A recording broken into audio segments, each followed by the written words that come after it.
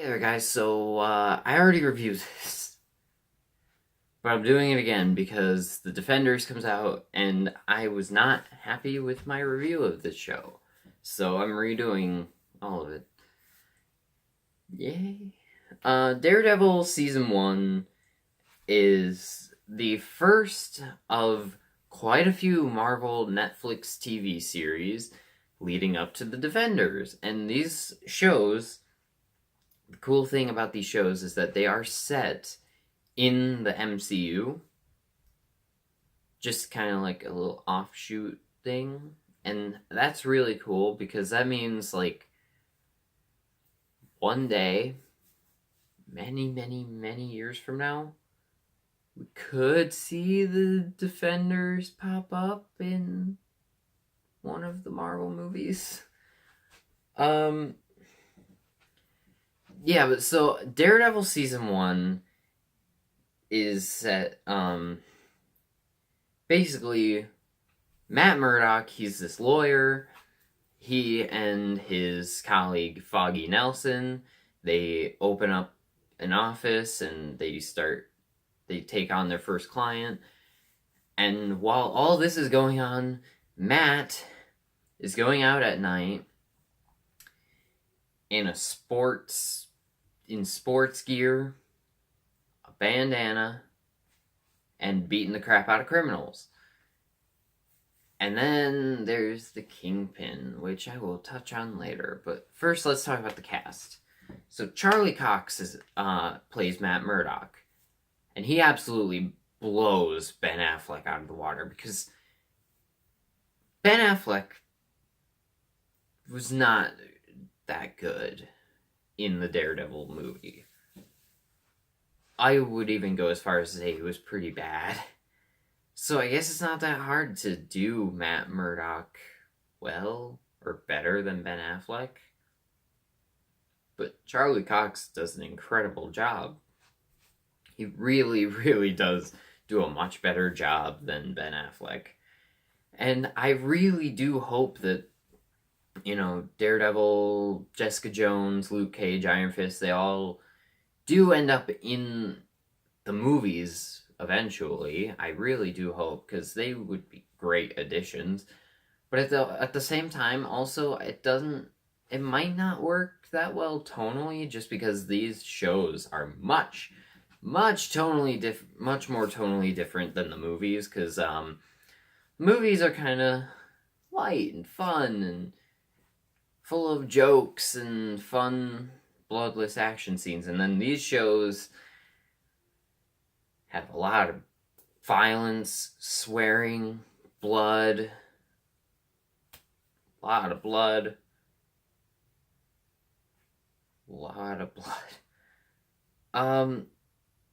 Yeah, and so I almost feel like they wouldn't tonally match each other that well. But hey, you never know. And I gotta say, on the topic of actors, Vincent D'Onofrio is an amazing Kingpin. Does he have some cringy moments? There's one that I know a lot of people like to make fun of. You embarrassed her in front of me. Or, you embarrassed me in front of her. And yeah, that, a lot of people like to make fun of that moment. I guess. I thought he did a great job. I thought he crafted a well put together and slightly scary villain, just because you don't know what his next move could be, because he's kind of insane. One minute he could be like, oh, I'm just gonna sit here, and then the next minute he'd be crushing your skull with a car door. So, yeah. And the fight scenes and the choreography in this show are amazing, just because I think a staple of these Marvel Netflix shows is the hallway fight. And this movie, or this show, basically started that trend, because there's a hallway fight in, I think, like episode 2 or 3, and it is just fantastically shot and choreographed. It's just amazing. The supporting characters in the show are great as well. You have Foggy Nelson, of course. He's funny. He's more like the comic relief kind of character in the show, but he does get some moments. He does get some good moments, and so he does really develop as a character, and I really appreciated that, because they could have just made him the comic relief. He's always making jokes, but they actually gave him some dimensions and made him an actual character. And then you have Karen, who is their first client, and then they hire her, and she's good. Honestly, I'm not so familiar with the character from the comics, so I don't know if they got the character right or not in the show. All I know is that she just, for the first few episodes, she didn't really feel that much like an actual character that we were supposed to care about. Like, yeah, there was this thing going on that she was being blamed for, but you know, they never introduced us to the character before that, so we don't really care, I guess. But then after she starts hanging out with Foggy and Matt more, you do start to care about her as a character, and she really is a great character. She's very well written, well acted, and, you know, there's a little bit of a thing with her and Foggy, because Foggy, he likes her, and so, but yeah. And then there's Ben Urich, who, if you guys remember, he was in the Daredevil movie as well. And yeah, this version is way better. Foggy was also in the movie. He was played by Jon Favreau, and he was like my favorite character in that movie. No, wait, Bullseye was, but he was one of them. And Karen was also in the movie, but she was never named, so yeah. And then there's Wesley, who is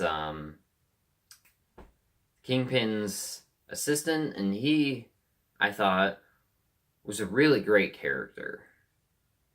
And he had a very unexpected moment near the end of the show that, yeah, I gotta say, I was not expecting it, and it surprised me quite a bit.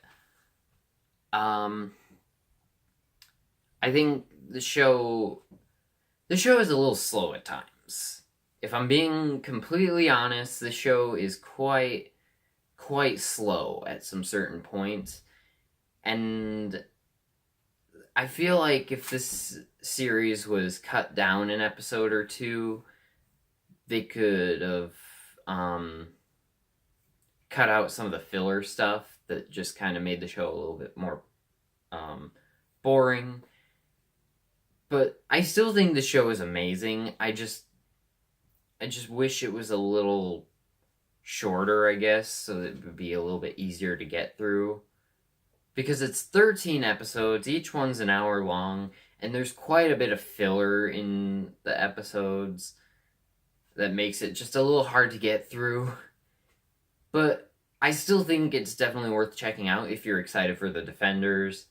And I am going to give Daredevil an A-. Let me know in the comments if you guys have seen Daredevil Season 1. Let me know what you thought about it, and I will talk to you guys in the next video.